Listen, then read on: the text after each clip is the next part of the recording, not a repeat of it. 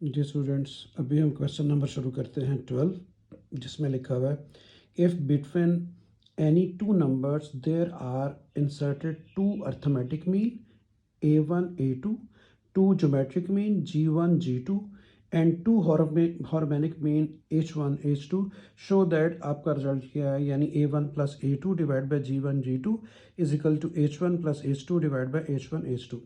तो उसने ये कहा है कि कोई भी दो नंबर जो हैं उनके दरमियान दो अर्थमेटिक मीन A1 A2, दो ज्योमेट्रिक मीन G1 G2 और दो हार्मोनिक मीन H1 H2 हों तो शो करें कि रिजल्ट आपका ये है। तो बाय द गिवन कंडीशन हम चलते हैं।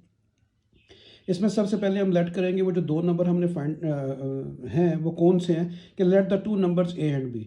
तो A और B के दरमियान देखें अर्थमेटिक मीन आ गया A1 और A2। अच्छा स्टूडेंट्स, इसमें बेटा आपने ये समझना है हमेशा कि अगर ये चार जो आपको अगर दी गई हैं, चार टर्म्स दी गई हैं, तो ये पहली जो दरमियान में दो टर्म्स हैं इन दोनों को प्लस करने से और टू पे डिवाइड करने से वही रिजल्ट आएगा जो फर्स्ट एंड लास्ट को प्लस करने से टू पे डिवाइड करने से आता है। इसकी मिसाल मैं आपको इस तरीके से दूंगा। देखें मिसाल के तौर पे आपके पास बात हो रही है अर्थमेटिक की, ठीक है। तो अर्थमेटिक में देखें, अगर मैं ले लेता हूँ पहली टर्म ले लेता हूँ 2, फिर मैं ले लेता हूँ 4, फिर मैं ले लेता हूँ 6, फिर मैं ले लेता हूँ 8। तो ये देखें ये चार आपके पास जो हैं ये टर्म्स हैं जो कि एक AP है। देखिए कैसे AP है, सेकंड टर्म में से फर्स्ट टर्म माइनस करें 2, 6 में से 4 माइनस करें 2। तो अभी आप देखें मैं ये कह रहा हूँ कि जो चार अगर टर्म्स हों तो उनमें से जो सेंटर वाली दो होती हैं उन दोनों को प्लस करने से ये देखें सेम वही आता है बाय 2 करने से जो इन दोनों को प्लस करने से आ रहा है। तो देखें इन दोनों को प्लस करने से क्या आ रहा है, वही देखें 2 प्लस 8 डिवाइड बाय 2। तो देखें 5 आ रहा है, इसमें भी देखें 5 आ रहा है। यानी सेंटर वाली दोनों को प्लस करें 2 पे डिवाइड करें या 2 पे डिवाइड ना भी करें कोई फ़र्क नहीं पड़ता, खाली इन दोनों को प्लस करें सेंटर वाली को और फर्स्ट एंड लास्ट को प्लस करें, सेम रिजल्ट मिलता है। इसका मतलब है कि ये दोनों क्या हुई, ये दोनों बराबर हुई। तो देखिए मैंने उसी तरीके से ये लिखा है कि अगर ये चार टर्म्स हैं A1 A2 B, तो इसका मतलब है फर्स्ट एंड लास्ट को प्लस करके 2 पे डिवाइड करें। ये 2 पे डिवाइड सिर्फ अर्थमेटिक मीन का फार्मूला बनाने के लिए किया। 2 वैसे भी देखें 2 2 से कैंसिल हो गया। तो देखें मैंने आपको बोला हूं कि फर्स्ट एंड लास्ट को प्लस करने से वही आता है जो सेंटर वाली को आता है। देखें A1 प्लस A2 मैंने लिखा और A प्लस B लिखा, क्योंकि दोनों आपस में बराबर हैं। 2 वैसे 2 से कैंसिल हो गया, ठीक है। तो अभी आपको एग्जांपल मैंने दिया है कि सेंटर वाली दोनों को प्लस करने से सेम वही रिजल्ट आता है जो फर्स्ट एंड लास्ट करने से आता है। तो दोनों आपस में बराबर हुई। इसको आपने यहीं पे छोड़ देना। अभी आ जाना ज्योमेट्रिक मीन की तरफ। तो ज्योमेट्रिक मीन क्या है, G1 G2 किसके दरमियान, दो नंबर A और B के दरमियान। तो A और B के दरमियान मैंने दो ज्योमेट्रिक मीन ले लिए। इसका क्या रिजल्ट होता है कि जो सेंटर वाली दोनों होती हैं इन दोनों को मल्टीप्लाई करने से सेम वही आता है जो फर्स्ट एंड लास्ट को मल्टीप्लाई करने से आता है। जैसे देखिए मैं एक ज्योमेट्रिक मीन लिखने लगा हूं। ज्योमेट्रिक मीन में लिखी 1 3 9 और 27। तो देखिए इन दोनों को मल्टीप्लाई करने से क्या आ रहा है 27, और इन दोनों को मल्टीप्लाई करने से क्या आ रहा है 27। यानी सेंटर वाली दोनों को मल्टीप्लाई करने से वही आता है जो फर्स्ट एंड लास्ट को मल्टीप्लाई करने से आता है। तो इसका मतलब है कि फर्स्ट एंड लास्ट को मल्टीप्लाई करने से जो आ रहा है वो सेंटर वाली मल्टीप्लाई करने से आ रहा है, तो दोनों बराबर हुई। तो देखें ये चारों टर्म्स हैं, फर्स्ट एंड लास्ट को मल्टीप्लाई किया इक्वल किसके आगे, दरमियान वाली दोनों को मल्टीप्लाई करने से। तो मैंने अभी बात आपको समझाई है। तो इस तरीके से ये आप लिख सकते हैं। इसको यहीं पे छोड़ दें। थर्ड केस लें। थर्ड केस में हार्मोनिक मीन है कौन सा, H1 और H2। तो देखिए वो भी मैंने A और B के दरमियान H1 H2 लिख दिया। अब ये चार टर्म्स आ गई। सबसे पहले आप क्या करेंगे, इसको आप AP में चेंज करेंगे। तो AP में चेंज करने के लिए इसका रेसिप्रोकल लेते हैं। तो 1/A 1/H1 1/H2 1/B आ गया, ठीक है। अभी आप देखें ये आपके पास आ गई एक अर्थमेटिक मीन। तो ये भी एक अर्थमेटिक मीन की बात हो रही थी। क्या हो रही थी कि फर्स्ट एंड लास्ट को प्लस करने से वही आता है जो सेंटर को दोनों को प्लस करने से आता है। तो फर्स्ट और लास्ट को मैंने प्लस किया, वही रिजल्ट इक्वल है किसके, दरमियान वाली दोनों को प्लस करने से। उसके बाद देखिए स्टूडेंट्स कैल्शियम लिया, A और B कैल्शियम आ गया AB, और उसके बाद आपने इसका एल्शियम लिया तो A से कैंसिल हुआ, B आ गया, B को B से कैंसिल किया तो मैंने A पहले और B बाद में लिख दिया ताकि A पहले हो। उसके बाद इन दोनों का एलसीएम लिया तो ये आ गया, A1 से कैंसिल हुआ, सॉरी H1 से कैंसिल हुआ तो H2 आ गया, H2 से कैंसिल हुआ तो H1 आ गया। ठीक है बेटा, अभी आपने क्या लिखना है, putting the value of A plus B and A B in equation number 1। ये इक्वेशन नंबर 1 है, इसमें आप A प्लस बी की और ए बी की वैल्यू लगाएंगे, ये खुद ही प्रूव हो जाएगा। तो A प्लस बी की वैल्यू क्या लिखी हुई है, A1 प्लस A2, तो इसकी जगह पर मैंने क्या लिख दिया, A1 plus A2। A B की वैल्यू क्या है, ए बी की वैल्यू है आपके पास यहाँ पे आ रही थी, ए बी की वैल्यू, ये ए बी की वैल्यू क्या है आपके पास, G1 G2। ठीक है, तो आपने ए बी की वैल्यू क्या लिख दी, G1 G2, तो देखें ये प्रूव हो गया। यही आपने प्रूव करना था, ये देखें जो ये लिखा हुआ है वो ये लिखा हुआ है, तो ये प्रूव हो गया। ठीक है, समझ आ गई बेटा। तो इस तरीके से इस क्वेश्चन को करना था। क्वेश्चन नंबर 13 की तरफ चलते हैं। ये आ गया हमारा क्वेश्चन नंबर 13। इसमें उसने लिखा हुआ है the harmonic mean of the two numbers is 4। कोई भी दो नंबर हैं, चाहे वो ए और बी है, उन दोनों का हार्मोनिक मीन 4 है। ठीक है, बात समझ आई। द अर्थमेटिक मीन ए है और ज्योमेट्रिक मीन जी है। उसने अर्थमेटिक मीन लिखने की बजाय ए कह दिया उसको, और ज्योमेट्रिक मीन की बजाय जी कह दिया, और वो कह रहा है सेटिस्फाई करें the relation 2a plus g square is equal to 27, और उसने कहा फाइंड द नंबर, वो दो नंबर फाइंड करें।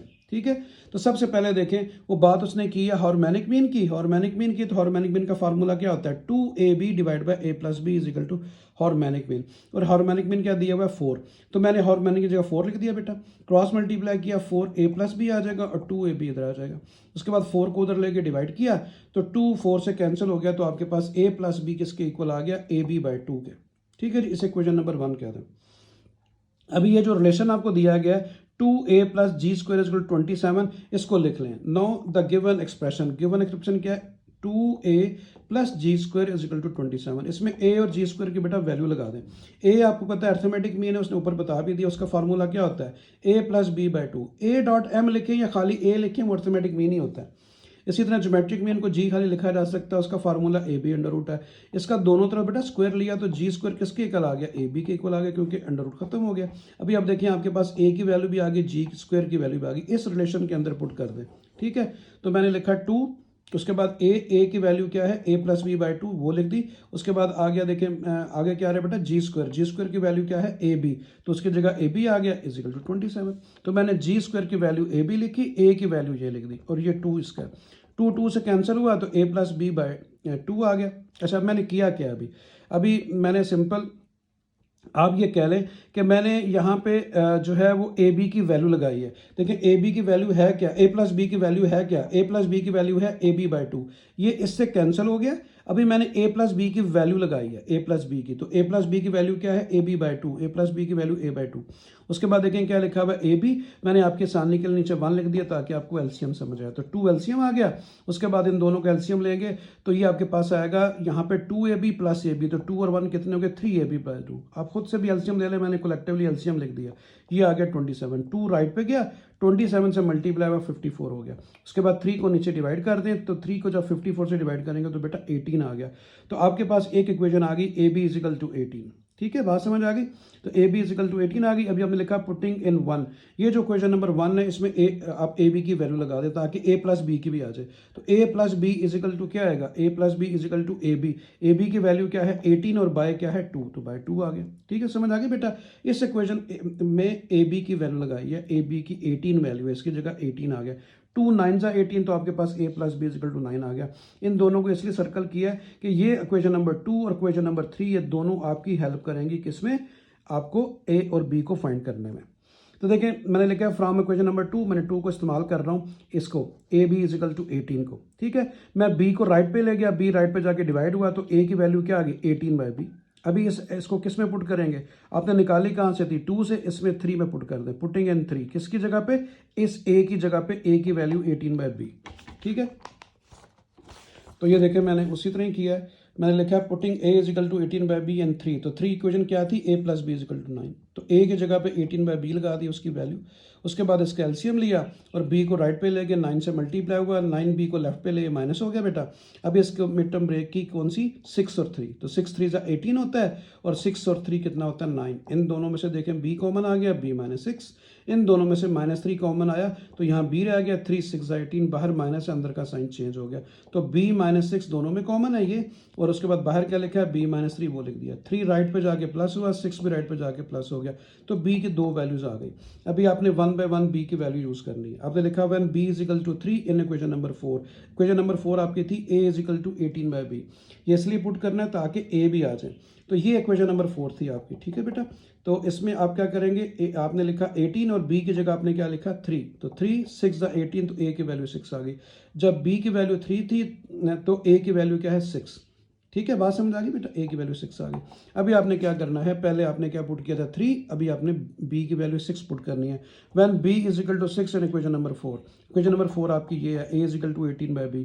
तो 18 लिखा, b की जगह आपने क्या लिख दिया 6, तो 6 3 18। तो जब b की वैल्यू 6 थी तो a की वैल्यू 3 आई, ठीक है बेटा। जब b 3 था तो a 6, जब b 6 था तो a 3। तो आपके पास क्या आ गया, hence the numbers are 3 and 6, 3 and 6 और 6 एंड 3। तो दोनों में से जो सा मर्जी, दोनों में से एक भी लिख सकते हैं आप। तो इस तरीके से ये वाला क्वेश्चन भी आपका कंप्लीट हुआ। आगे चलते हैं, ये आ गया क्वेश्चन नंबर 14। तो 14 में से लिखा हुआ है कि first 3 of the 4 numbers a B c d are in a p. उसने लिखा है कि ये जो 4 नंबर हैं ए बी सी डी, इनके जो पहले 3 नंबर हैं वो क्या हैं, वो अर्थमेटिक प्रोग्रेशन है, यानी ए पी हैं। पहले इस पर बात करते हैं फिर आगे पढ़ता हूँ। तो सबसे पहले लिखा गिवन नंबर्स क्या हैं, ए बी सी डी। इसके उसने कहा कि बाय द गिवन कंडीशन क्या है, पहले 3 नंबर्स ए पी हैं। तो मैंने ए बी सी लिख दिए, पहले 3 नंबर ए पी में। जब ये ए पी है तो इनका कॉमन डिफरेंस कांस्टेंट होगा। मैंने लिखा second term minus first term equal to third term minus second term, ठीक है बेटा। उसके बाद इन दोनों में से माइनस को कॉमन ले, क्योंकि b प्लस करना है और c को माइनस करना है। उसके बाद इस माइनस को उस तरफ ले जाएं, इस माइनस को उस तरफ लेकर जाएंगे तो ये a जो है वो प्लस का हो जाएगा, ये देखें, और b जो है वो माइनस का हो जाएगा। इस माइनस को उस तरफ मल्टीप्लाई कर दिया। ये केस क्यों किया, आगे हमें जरूरत पड़ेगी सेकेंड रिलेशन में, जब हम ये वाला रिलेशन लेंगे, ये जो कह रहा है नेक्स्ट 3 का। तो ये आपके पास आ गया, इसको आपने यहीं पे छोड़ देना। अभी वो क्या कह रहा है, and the next 3 are in H p. ये जो 4 है इसकी फर्स्ट 3 ए पी थी और नेक्स्ट 3 जो है बी सी डी वो एच पी हैं। तो मैंने वही लिखा कि नो नेक्स्ट 3 नंबर्स वो क्या आएंगे, b c and d, b c and d in H p. इसको ए पी में चेंज करें तो 1 by b, 1 by c, 1 by d, ठीक है बेटा।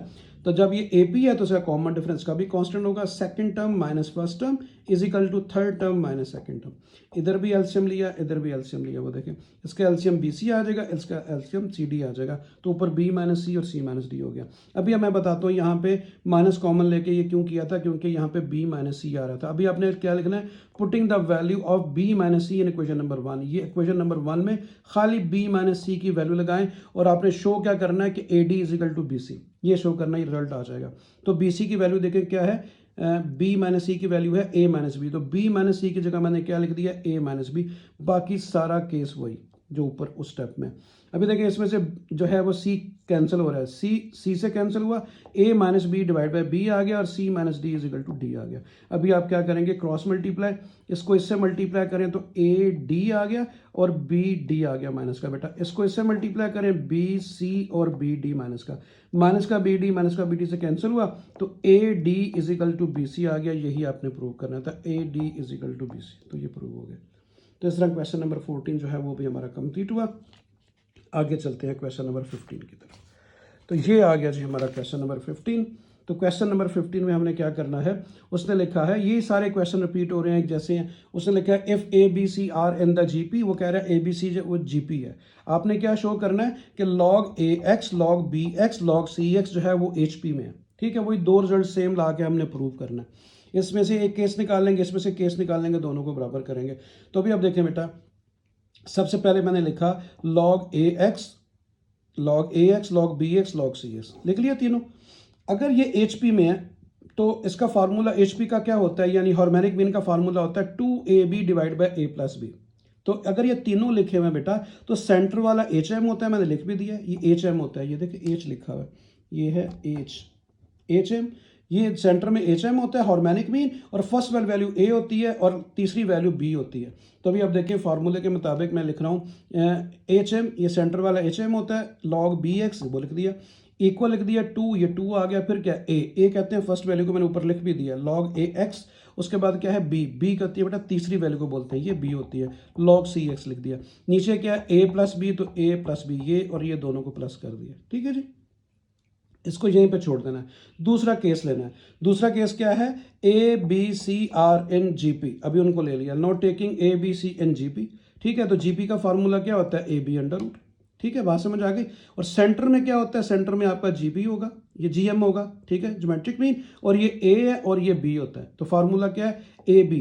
तो देखें सेंटर में जी होता है, जी यानी बी की वैल्यू बी आ गई, और आपके पास इन दोनों का आगे क्या होता है, प्रोडक्ट यानी ए और सी, तो ये ए बी की बजाय ए और सी आ गया, क्योंकि यहाँ पे बी नहीं है, ए सी है, बी मीन पे है, यानी कि ज्योमेट्रिक मीन पे वो बी आ गया। ठीक है, दोनों तरफ स्क्वायर लिया तो अंडर रूट खत्म हो गया, बी स्क्वायर की वैल्यू आ गई ए सी। अभी आपने क्या करना है, आपने यहाँ पे मैंने लिखा नहीं, आप लिख देना taking log x on both side, taking log x both side. देखिए बेटा, इधर भी मैंने लॉग एक्स ले लिया, इधर मैंने लॉग एक्स ले लिया। अभी लॉग की प्रॉपर्टी क्या होती है, लॉग के बाद जो लिखा होता है बेस, उसकी जो पावर होती है वो शुरू में भी लिख सकते हैं, तो इसको 2 को मैंने शुरू में कर दिया, तो लॉग एक्स बी आ गया, 2 शुरू में आ गया, लॉग की प्रॉपर्टी है। लॉग की अगेन प्रॉपर्टी क्या होती है, मैं चाह रहा हूँ ए और सी दोनों के साथ लॉग अलग अलग करूँ, तो दरमियान में क्या आता है, प्लस। अगर दोनों प्रोडक्ट हो रहे हैं तो प्लस आता है, अगर आप लॉग को अलग करते हैं, तो लॉग एक्स ए ये प्लस लॉग एक्स सी, तो दोनों को मैंने अलग अलग कर दिया। ठीक है बेटा, समझ आ गई, ये लॉग की प्रॉपर्टी है। उसके बाद देखें हमने क्या किया है कि आपने इनका अभी आपने ले लिया है रेसिप्रोकल। रेसिप्रोकल का मतलब ये है कि इसको 1 से सबको डिवाइड कर दें, ये 2 ऊपर ही है, इसको जब मैं नीचे लेके जाऊंगा तो लॉग की प्रॉपर्टी ये होती है कि ये दोनों आपस में चेंज हो जाते हैं, बी इधर आ जाएगा, एक्स ऊपर चला जाएगा, तो देखें बी नीचे आ गया, एक्स ऊपर चला गया।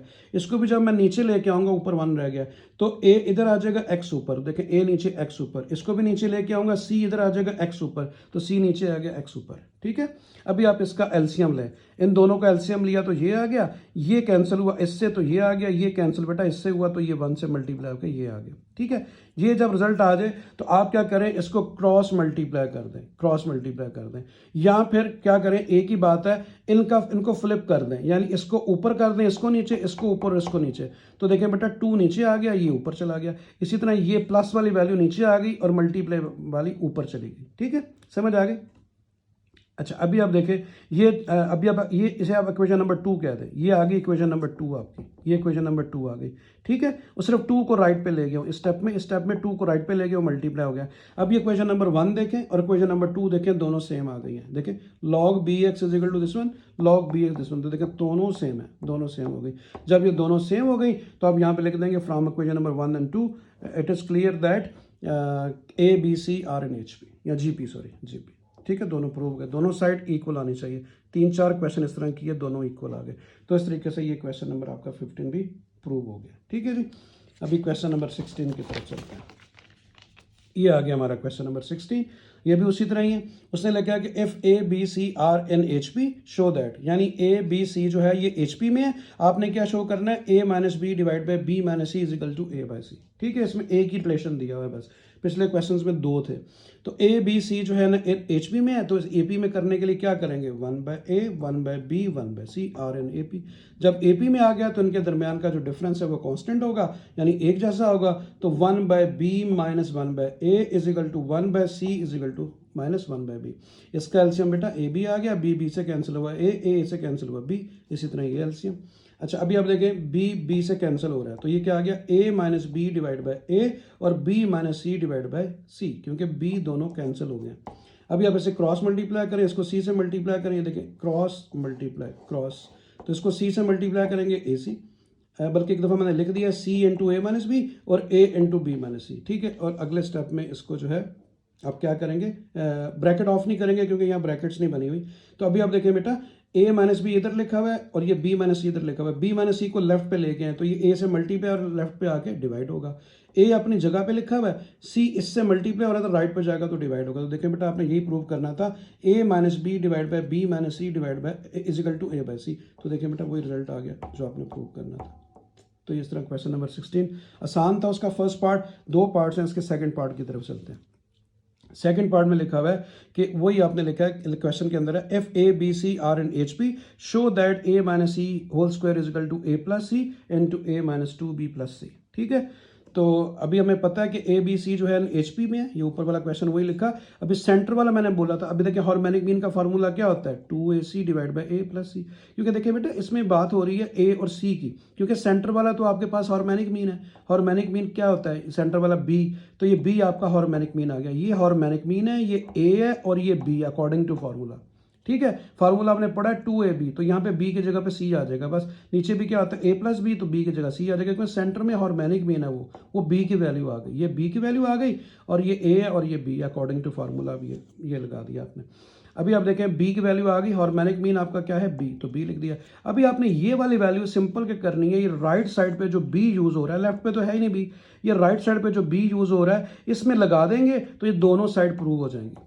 ठीक है, अभी मैंने देखा भी हुआ मैंने कि ये जो क्या आपने क्या करना है, putting in right hand side, तो राइट हैंड साइड में पुट कर दें b की वैल्यू। तो देखिए बेटा b क्या है, a प्लस सी लिखा, आगे क्या आ रहा है a, देखें a लिखा, उसके बाद देखिए क्या, देखें a प्लस सी, ये आ गया a, ये आ गया a माइनस टू b की जगह पे मैंने ये वाली वैल्यू लिख दिया, ये देखें आगे क्या आ रहा है प्लस सी, तो प्लस सी लिख दिया।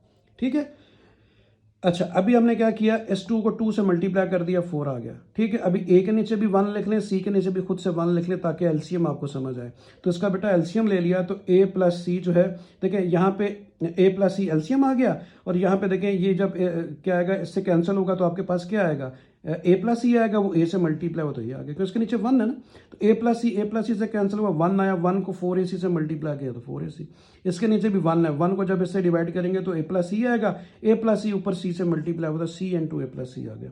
अभी अब देखें बेटा a प्लस सी से कैंसिल हो गया, और उसके बाद से ब्रैकेट ऑफ कर दें, a को a से मल्टीप्लाई किया a स्क्वायर, a को c से मल्टीप्लाई किया ac, और ये 4ac as it is, c को a से मल्टीप्लाई किया ca, और c को c से मल्टीप्लाई किया c स्क्वायर आ गया। ठीक है जी, अभी आप देखें ये आ गया a स्क्वायर और ये आ गया c स्क्वायर, और एक ac ये है, एक ac ये है, कितने हो गए प्लस के 2ac, प्लस के 2ac माइनस के 4 से माइनस होंगे तो माइनस के 2 बच गए। तो अभी देखें ये फार्मूला किसका बन गया, ये a minus C whole square का, देखें a square plus c square minus 2ac, तो ये a minus C whole square का फार्मूला बन गया, आपकी लेफ्ट साइड आ गई। देखें मैंने राइट को यूज़ किया और लेफ्ट ले आए, तो ये राइट साइड बन गई, ये प्रूव हो गया। ठीक है, समझ आ गया बेटा, क्लियर हो गया ना, आसान था क्वेश्चन, मुश्किल नहीं था। तो अभी हम क्वेश्चन नंबर 17 की तरफ चलते हैं।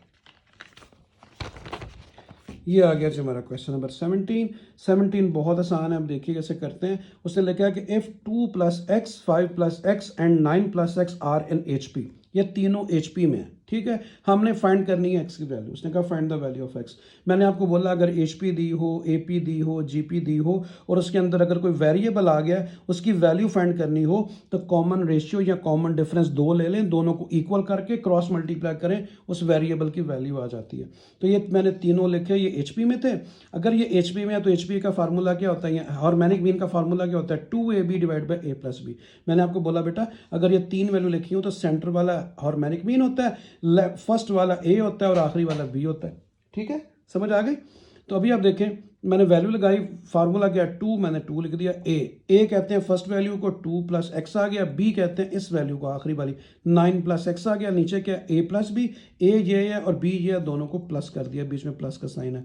ठीक है, बात समझ आई। और हार्मोनिक मीन सेंटर वाली को बोलते हैं, मैंने लिख भी दिया आपकी आसानी के लिए, ये हार्मोनिक मीन है।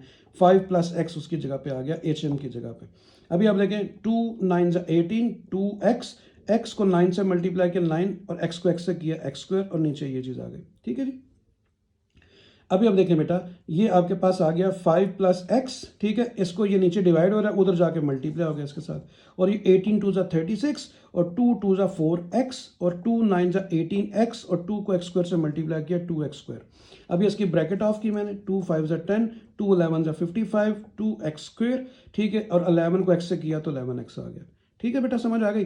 अभी आप देखें 2x स्क्वायर को इधर लिखा है, उसके बाद मैंने 18 और 4 को ऐड किया 22x, और ये आ गया 36। अभी देखिए मैंने 2x स्क्वायर से कैंसिल हो गया, इधर क्या आ गया 10x प्लस 55, 10x और 11x कितने हो गए 21x और 55, इधर कितना है 22x और प्लस 30। ठीक है, मैं 21x को राइट पे ले आया, माइनस हो गया, 36 को उधर ले गया लेफ्ट पे, वो माइनस हो गया। 55 से 36 माइनस किया तो 19 आ गया बेटा, और इधर से 22x से आपने 21x माइनस किया तो 1x रह गया, तो x इज इक्वल टू 19 आ गया। आपने x की वैल्यू फाइंड करनी थी, find the value of x। ठीक हो गया, देखिए बड़ा आसान क्वेश्चन था। तो अभी हम इसके लास्ट क्वेश्चन की तरफ चलते हैं जो कि क्वेश्चन नंबर 18 है। क्वेश्चन नंबर 18 में उसने लिखा हुआ है कि if the roots of the equation, ये इक्वेशन आपको दी गई है, इज इक्वल टू 0 हो आर इक्वल। उसने कहा कि ये जो इक्वेशन है इसकी रूट्स इक्वल हैं। तो आपने मैट्रिक में भी पढ़ा हुआ है, इससे पहले भी चैप्टर मैंने पढ़ाया था, उसमें मैंने बताया था कि रूट्स इक्वल कब होती हैं, जब डिस्क्रिमिनेंट 0 के इक्वल हो। ठीक है, डिस्क्रिमिनेंट क्या होता है, बी स्क्वायर माइनस 4ac बेटा, इसे कहते हैं डिस्क्रिमिनेंट। ये nature of the roots of the equation बताता है कि ये जो इक्वेशन है इसकी नेचर कैसी है, क्या ये रियल है, इक्वल है, कॉम्प्लेक्स है, ठीक है, रैशनल है, इरेशनल है। तो जब वो कह रहा है कि रूट्स इसकी इक्वल है, इक्वल कब होती हैं, जब डिस्क्रिमिनेंट 0 के इक्वल हो। ठीक है, बात समझाई। ये उसने कहा ये हैं, if the roots of the equations are equal prove that A B C are in H p. आपने प्रूव करना है कि ए बी सी जो है वो एच पी में है। ठीक है, ये आपको इक्वेशन दे दी गई है बेटा। अभी आप देखें, इसमें a की वैल्यू क्या होती है, जो एक्स स्क्वायर का कोफिशिएंट होता है, a इंटू बी माइनस सी, ये आ गया। b की वैल्यू x का कोफिशिएंट b इंटू सी माइनस ए, थोड़ा सा इक्वेशन का चैप्टर जो है क्वाड्रेटिक इक्वेशन का, उसको ध्यान में रखें। और c की वैल्यू क्या होती है, ये वाली c into a minus b, ये आ गई। अभी डिस्क्रिमिनेंट मैंने लिखा b square minus 4ac is equal to zero, is equal to zero, क्योंकि रूट्स इक्वल है। तो कब इक्वल होती हैं, जब डिस्क्रिमिनेंट 0 के इक्वल होता है। तो बेटा ये b की वैल्यू लिखी, ऊपर स्क्वायर माइनस 4, फार्मूला क्या है आगे, ए की वैल्यू ये है, मैंने ये लिख दी। आगे फार्मूले में सी लिखा हुआ है, सी की वैल्यू किधर है, ये, तो मैंने ये लिख दी। ठीक है, उसके बाद देखें, ये बी का स्क्वायर अलग किया और इसका स्क्वायर अलग कर दिया, -4 ए और सी, इन ए और सी को मैंने इकट्ठा कर दिया और उसके बाद ए बी माइनस सी और ए माइनस बी लिख दिया। ठीक है जी, उसके बाद इसको अकॉर्डिंग टू फार्मूला ओपन किया, A minus B whole square, A square plus B square minus 2ab। ठीक है बेटा, समझ आ गई। उसके बाद ये 4ac जो है इसको एज इट इज लिखा, इन दोनों को पहले मैंने मल्टीप्लाई कर दिया, b को a से मल्टीप्लाई किया ab, b को b से किया b स्क्वायर, फिर c को a से किया तो आपके पास क्या आ गया बेटा, c है, c को b से किया तो bc आ गया, माइनस इंटू माइनस प्लस। ठीक है जी, उसके बाद ये वाली ब्रैकेट मैंने ऑफ कर दिया, 4ac को इन सब से मल्टीप्लाई कर दिया, बाकी पिछला रिजल्ट वही है। तो 4ac को ab से मल्टीप्लाई करूंगा, 2a हो गए, एक ये a स्क्वायर, बाकी b और c आ गया। अब इसको जब इससे मल्टीप्लाई करूंगा तो 4ab स्क्वायर सी आ जाएगा, ये देखिए। जब इसको इससे मल्टीप्लाई करूंगा, ये भी सी है, ये भी सी है, तो ये क्या आ जाएगा, 4a स्क्वायर सी स्क्वायर। ठीक है, आखिर में जब इसको मल्टीप्लाई करूंगा तो देखें बेटा कितने सी है, सी 2 हैं, तो सी का स्क्वायर हो जाएगा, साथ ए बी आ जाएगा, तो 4ab स्क्वायर, 4ab स्क्वायर। ठीक है, ब्रैकेट ऑफ किया। अच्छा, उसके बाद आपने क्या करना होता है बेटा, इसमें आपने करना ये है कि जो स्क्वायर वाली वैल्यूज है ना 3, उनको इकट्ठा करना है, एक फार्मूला बनाना है, फिर आपको बताता हूँ। देखिए स्क्वायर वाली वैल्यू ये है, मैंने सबसे पहले ए बी वाली लिख ली, ये पहले, उसके बाद ये भी स्क्वायर वाली है, ये तो सारा स्क्वायर नहीं है, ये भी सारा स्क्वायर नहीं है, ये भी सारा स्क्वायर नहीं है, ये है सारा स्क्वायर किसका, देखें बेटा ये 2ac का होल स्क्वायर बन रहा है ना, 2ac का, तो मैंने 4a स्क्वायर सी स्क्वायर तीसरी वैल्यू यहाँ लिख लिया। ये मैंने सिर्फ सिंपल क्या किया है, मैंने इसको स्क्वायर में लिख दिया है। देखें 2ac का स्क्वायर, 2ac या ca का स्क्वायर, इसको भी मैंने ब्रैकेट के अंदर ऊपर स्क्वायर कर दिया, इसको भी मैंने ब्रैकेट के अंदर ऊपर स्क्वायर कर दिया, बीच में मैंने माइनस लिख दिया, उसकी वजह आपको बताता हूँ जब बाकी फार्मूला मैं एक्सपेंड करूंगा। ठीक है स्टूडेंट, समझ आ गई। तो देखें बेटा, अभी आप देखें इसका, देखें स्क्वायर खत्म करें तो प्लस ही आएगा ना, 4c स्क्वायर a स्क्वायर, ये वाली वैल्यू। ठीक है, तो ये 1 ये 2 और ये 3, ये वाली वैल्यू आ गई। उसके बाद मैंने बाकी वैल्यूज लिख दी हैं, कौन सी जो बच गई हैं, 2b स्क्वायर सी ए और 4ab स्क्वायर सी स्क्वायर और ये 4ab सी स्क्वायर, ये बाकी मैंने 3 लिख दी हैं वैल्यू। देखिए बेटा 1 2 और बल्कि इसमें से एक चीज़ माइनस हो रही है, अगर आप गौर करें तो देखें a स्क्वायर, अच्छा b स्क्वायर और ये c स्क्वायर, दो वैल्यूज एक जैसी हैं, ये 1 2 3 4 है ना। मैं भी आपको बताता हूँ, ये देखें a square b c, a square, ये देख ए स्क्वायर नहीं, ये a b square c, a b, ये देखें इन दोनों वैल्यूज को देखें, ये देखें बेटा दोनों सेम है, 4ab स्क्वायर सी 2b स्क्वायर सी, देखें ये भी b स्क्वायर ए सी है, ये भी b स्क्वायर ए सी है, इसके साथ -2 है, इसके साथ क्या है, इसके साथ प्लस है, तो 4 में से आप माइनस करेंगे, बाकी 2 का रह जाएगा ab स्क्वायर सी, ये 2 का रह गया। ठीक है, बात समझ आ गई। तो ये 1 2 3 4 थी, अभी ये 1 2 3 रह गई हैं, वो दोनों आपस में सॉल्व हो गई हैं, तो ये मैंने बाकी लिख दी है। अभी आप देखें ये आपका 3 स्क्वायर बन गए, 3 स्क्वायर बन गए, और उसके बाद आपने इस वैल्यू को भूल जाना है, आप फार्मूला बनाएं। अगर मैं आपको फार्मूला थोड़ा सा यहाँ पे लिख दूँ आपको समझ आएगा। आपने एक फार्मूला बेटा पढ़ा है, वो होता है ए प्लस बी प्लस सी का होल स्क्वायर किसके इक्वल होता है? A square, B square, C square plus 2ab plus 2bc plus 2ca। ये फार्मूला पढ़ा हुआ है ना? अभी आपके पास वैल्यूज ये वाली हैं और आपने जब आंसर लिखना है तो वो ये वाला लिखना है। ठीक है, आपके पास वैल्यूज ये हैं, इसलिए मैंने देखे 3 स्क्वायर बनाए हैं पहले। ठीक है, समझ आ गई बेटा? आगे क्या आ रहा है? Plus 2ab plus 2bc plus 2ca। तो मैं यही लिखने लगा हूं। ये देखिए मैंने 3 स्क्वायर बनाए, आगे क्या है? प्लस 2ab फार्मूले में 2 लिखा, a क्या है? फर्स्ट वाली वैल्यू को a बोलते हैं, ये b होता है और ये c। तो a क्या है? ab और b क्या है? bc। आगे क्या होता है फार्मूला? Plus 2bc। तो प्लस 2, ये देखें b और ये सी। जब मैं ए बोलूं तो ये है, बी ये है बेटा और सी ये है। तो 2b एंड सी, बी क्या है? बी सी, और सी क्या है? -2ca, -2ca। आखिर में क्या होता है? +2ca, +2c की वैल्यू ये है, देखें ये। और ए क्या होता है? ए बी, मैंने वो लिख दी। अभी आप इसको सॉल्व करके देखें, वही आएगा जो ऊपर लिखा हुआ है। देखें ये क्या आएगा? 2, और ये क्या आएगा? ए और बी का स्क्वायर सी। तो देखें ए बी स्क्वायर सी, इन दोनों इनको सॉल्व करके देख लें।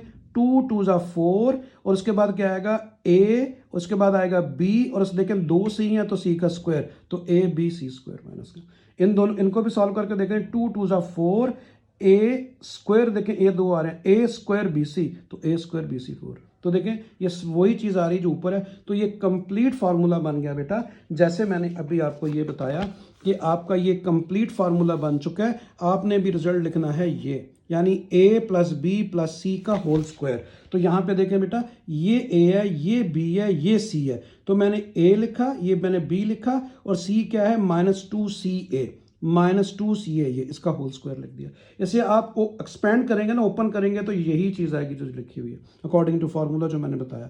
दोनों तरफ स्क्वायर ले लें, इधर स्क्वायर रूट ले लें, इधर भी स्क्वायर रूट ले लिया, जीरो का भी, तो स्क्वायर रूट से कैंसिल हो गया। आपके पास ab plus b c -2ca आ गया। ये देखें, ठीक है। आप बेशक 2ca को राइट पे भी ले जा सकते हैं, उसको मैं राइट पे ले गया। ये आपकी आ गई इक्वेशन नंबर 1, इसे 1 कर दें। ठीक है, आपके पास क्या रिजल्ट आया है? आपके पास रिजल्ट आया है a b plus b c is equal to 2ca। 2ca को राइट पे बेशक ले जाए, ना भी लेके जाए फर्क नहीं पड़ता। तो ये इक्वेशन नंबर 1 बन गई। अभी हम लेंगे बाकी क्वेश्चन की तरह सेकंड केस। सेकंड में उसने लिखा हुआ है कि ए बी सी जो है वो HP है। तो मैंने लिखा कि not taking a B C are in HP। अगर ये HP है तो AP में कैसे चेंज करेंगे? 1/A 1/B 1/C AP में आ गया। अब इसका कॉमन डिफरेंस लेंगे, second term minus first term, ये third term minus second term, ये। अब इसका देखें बेटा, एलसीएम लिया, इसका भी देखें एलसीएम लिया। ठीक है, अभी अब देखें दोनों b कैंसिल हो रहे हैं, b से कैंसिल हो गया। यहाँ पे a minus B divide by A आ गया, यहाँ b minus C divide by C आ गया, क्योंकि b से कैंसिल हो गया। अभी अब देखें क्रॉस मल्टीप्लाई करें, इसको इससे मल्टीप्लाई किया तो ए सी माइनस बी सी। ठीक है, इसको इससे मल्टीप्लाई करें तो ए बी माइनस ए सी। समझ आ गई बेटा? अभी आप देखें, ये आपके पास माइनस का सी है। ठीक है, और आप क्या करें कि आप इसको जो है वो इस तरफ ले आएँ, तो इस तरफ आगे क्या हो जाएगा? प्लस हो जाएगा। तो ये भी सी है, ये भी सी है, कितने हो गए? 2ca। ए बी ऑलरेडी लिखा हुआ है, बी सी को उधर ले जाएं, तो बी सी उधर जाके प्लस हो गया। अभी आप जरा इक्वेशन नंबर 1 और 2 को गौर करें, दोनों एक जैसी आ गई हैं। देखें बेटा, a b plus b c is equal to 2ca। तो देखें a b plus b c is equal to 2ca। तो दोनों इक्वेशन नंबर 1 और 2 दोनों इक्वल हो गई। दैट्स वाई ये प्रूव हो गया कि ए बी सी जो है वो एक HP है। समझ आ गई आपको? ठीक है, तो इस तरह हमारी एक्सरसाइज जो है वो कंप्लीट हुई। इंशाल्लाह नेक्स्ट एक्सरसाइज के लिए मैं जल्दी हाजिर होऊंगा। उस वक्त के लिए अल्लाह हाफिज़।